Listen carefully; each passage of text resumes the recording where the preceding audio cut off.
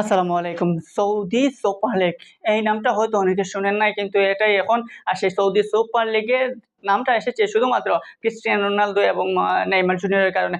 কারণ Saudi super লিগে আগামীকালকে মুখোমুখি হতে যাচ্ছে ক্রিস্টিয়ানো রোনালদোর আল নাসের এবং নেইমারের আল হিলাল।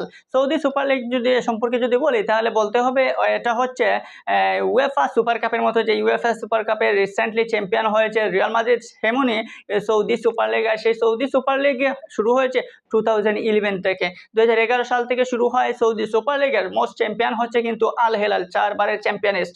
তো এই সৌদি সুপার লিগ এতদিন ছিল আড়ালে, কিন্তু যত সময় যাচ্ছে ইউরোপিয়ান ফুটবলাররা যখন ঢুকছেন এই সৌদি লিগে, তখন কিন্তু মোটামুটি একটা ফেমাস বা একটা পরিচিতি পেয়ে গেছে সৌদি সুপার লিগ। আর সেই জন্যই সৌদি সুপার লিগের প্রতি এখন কিছুটা হলেও দর্শকদের আগ্রহ বাড়ছে, দর্শকরা নজর পড়তেছে দিতেছে।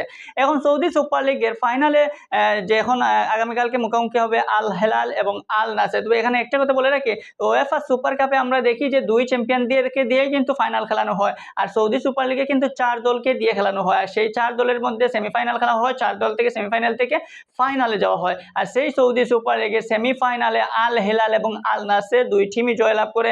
ফার্স্ট ম্যাচে আল নাসের ক্রিস্টিয়ানো রোনালদোর গোলে 2-0 জয়লাভ করে, এবং আল হেলাল ট্রাইব্রেকারে আল আহলিকে হারিয়ে তারা এই ফাইনালে আসে। আল আহলির হয়ে গোলটি করেন ক্রিশ্চিয়ান মিত্র বিএচ। এখন দেখি আল হিলাল এবং আল নাসের সুপার কাপের ফাইনালে কেমন করতে পারে, বিশেষ করে ক্রিস্টিয়ানো রোনালদো। বৃদ্ধ বয়স বলতে হবে এই মুহূর্তে ফুটবলের ক্ষেত্রে, কারণ তাকে সবাই বলে যে তিনি বুড়ো হয়ে গেছেন, কিন্তু তার পারফরমেন্স পুরা বলে না। সেমিফাইনালে তার গোলটাই আপনি দেখবেন, গোলের পরে তার ট্রেডমার্ক উদযাপনটা দেখলে বুঝতে পারবেন যে ক্রিস্টিয়ানো রোনালদো এখনো সেই ইয়ং ক্রিস্টিয়ানো রোনালদোর মতোই রয়েছেন।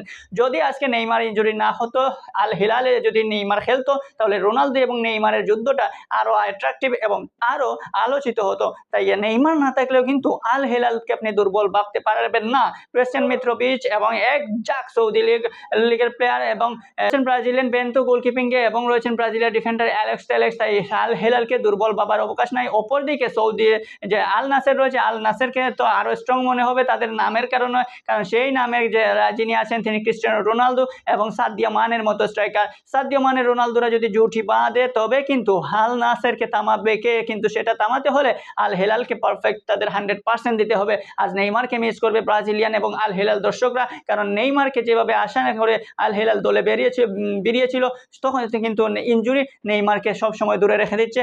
আর সেই এত বড় একটা ম্যাজিক্যাল মোমেন্ট, এত বড় একটা টুর্নামেন্টের ফাইনাল খেলা আজ মিস করতে যাচ্ছেন ইনজুরির কারণে নেইমার।